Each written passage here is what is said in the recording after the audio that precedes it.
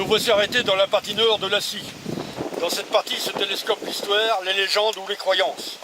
Entre la Druance, nom d'origine celtique, ou les pratiques païennes comme à la Plumaudière, hameau commun avec Montchauvet, se trouvent des légendes comme celle de la pierre grise au hameau de la Hectière. C'est la sortie du dernier chemin qu'on vient d'emprunter. Cette légende de la pierre grise est à relier avec la Plumaudière par rapport à l'éminent péril supposé qui menaçait le prieuré du Plessis-Grimou. Entre légende et réalité, nous avons la chapelle au Cornu et le pas de Grimou, que nous allons franchir pour retourner sur Saint-Jean.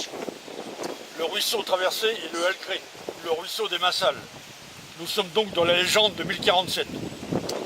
Pour l'histoire, il faut citer que la prochaine route traversée sera la voie romaine de Vieux à Avranches. Desservait le camp romain. C'est l'éminence en face sur notre gauche, on va dire, qui est encerclée par la route Onnévire. Nous allons passer au hameau du Godinet, qui était à une certaine époque un passage fréquenté, sinon une place publique. En effet, 4 rues y aboutissent, notamment la rue des Fosses pour aller aux mines de fer. C'est donc tout naturellement que le défrichement de cette partie nommée la Bruyère a eu lieu.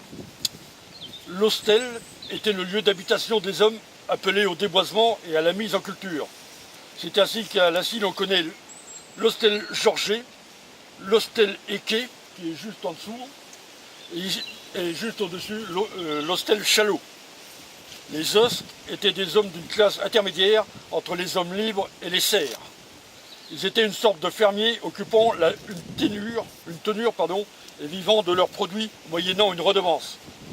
La tenure étant le mode de concession d'une terre, donc la jouissance à titre précaire.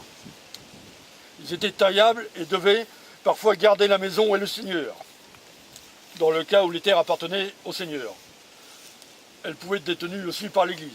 Ici, à l'hôtel ou l'hostel Chalot, il semble que ce soit un seigneur qui détenait les terres, car accolé à la maison, la parcelle se nomme le champ du seigneur.